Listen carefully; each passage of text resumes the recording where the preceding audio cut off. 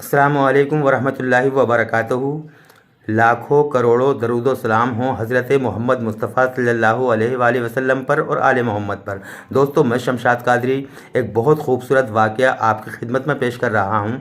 दोस्तों, एक डाकू था जिसका पेशा सिर्फ डाका करना, चोरी करना, रहज़री करना, कत्ल गारत करना, ये उसका पेशा था। वो कोई बुरा काम ऐसा नहीं था जो वो नहीं करता था। सबसे बुरा काम तो ये था कि वो चोरी करता था, डकैती करता था। उसको किसी ने कहा कि तू बहुत बुरे काम कर रहा है, तू गुनाह कबीरा कर रहा है, अल्लाह इस बात से बहुत नाराज़ है। तू एक काम कर, सच्चे दिल से तौबा कर और किसी गौसे पाक की बारगाह में जा और उनका मुरीद हो जा।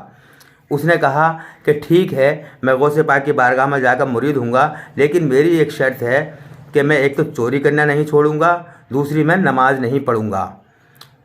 उसको गौसे पाक की खिदमत में ले गए, लेकिन वो ये भूल गया था कि गौसे पाक की खिदमत में पहुंचने के बाद इंसान ना तो चोर रहता है ना डाकू रहता है। उनके पास पहुंचने के बाद में, उनका मुरीद बनने के बाद में उसके दिल की दुनिया ही बदल जाती है।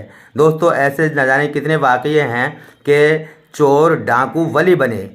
वो गौसे पाक की खिदमत में पहुंचा और उसने वही शर्त रखी कि गौसे पाक, मैं आपका मुरीद हो जाऊंगा, लेकिन मेरी दो शर्तें हैं कि एक तो आप मुझसे चोरी करना, यानी चोरी जो करता हूँ मैं, चोरी करने को छोड़ने को नहीं कहेंगे। दूसरी, मैं नमाज नहीं पढ़ूंगा, आप मुझसे नमाज पढ़ने के लिए नहीं कहेंगे।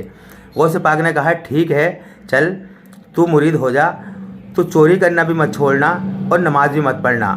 तेरी दोनों शर्तें मैं मानता हूँ, लेकिन मेरी एक शर्त है, वो तुझे माननी पड़ेगी। वो बोला, क्या है?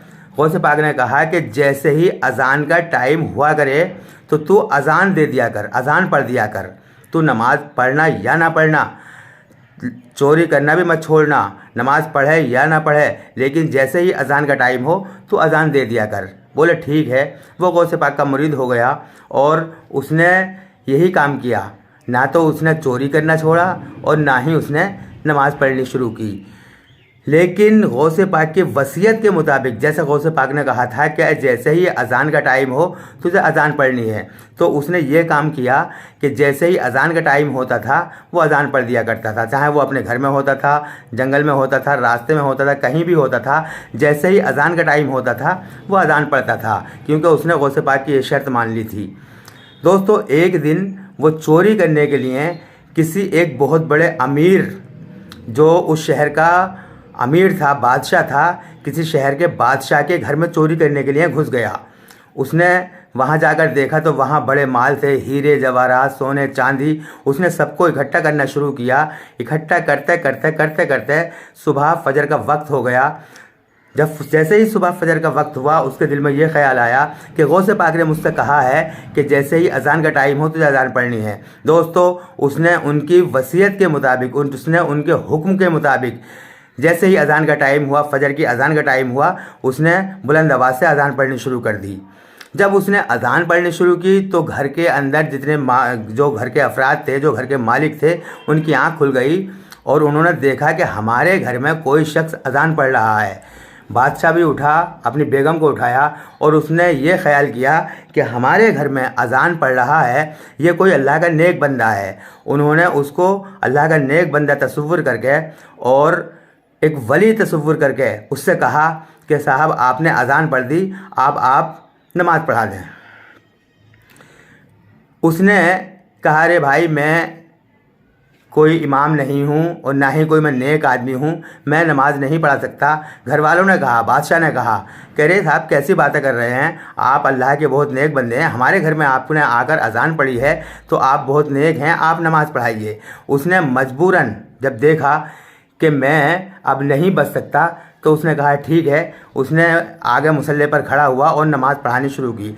जैसे ही नमाज से फारिग हुए तो उन लोगों ने उससे मुसाफा किया, घर वालों ने, और उसके हाथ चूमे कि अरे साहब, आप तो बहुत नेक आदमी हैं, अल्लाह के बुज़ुर्ग हैं। और उसको जो है कहा कि आप अब हमारे घर में ठहरिए, आप खाना खाकर जाइएगा। उसने कहा, अरे भाई, मैं कोई, ना तो मैं इमाम हूँ, ना कोई अल्लाह का नेक बंदा हूँ, और मुझे जाने दो। बोले नहीं, हम ऐसा नहीं जाने देंगे। तब उस डाकू ने उनको सारा माजरा बताया कि भाइयों मैं आपके घर में चोरी करने के लिए आया था, डाका करने के लिए आया था, डकैती डालने के लिए आया था, और देखो ये सारा माल इकट्ठा किया है, मैं इसको लेकर फ़रार होने वाला था। लेकिन गौसे पाक ने मुझे ये नसीहत की थी कि जैसे ही अज़ान का टाइम हो तुझे अज़ान पढ़नी है। लिहाजा उनके हुक्म के मुताबिक मैंने अज़ान पढ़ी और आपकी आँख खुल गई। आपने मुझे नेक और एक अल्लाह का नेक बंदा समझकर, परहेजगार मुत्तकी समझकर मुझसे कहा नमाज़ पढ़ा दो। मैंने अपना पीछा छुड़ाने के लिए, अपनी जान छुड़ाने के लिए आपको नमाज़ पढ़ाई। भाइयों मुझे जाने दो, मैं चोर हूँ। तो उन्होंने कहा कि आप चोर हो ही नहीं सकते, आप तो बहुत नेक और अल्लाह के नेक बंदे और बुज़ुर्ग हैं। लिहाजा उनको पकड़कर गौसे पाक की खिदमत में ले गए।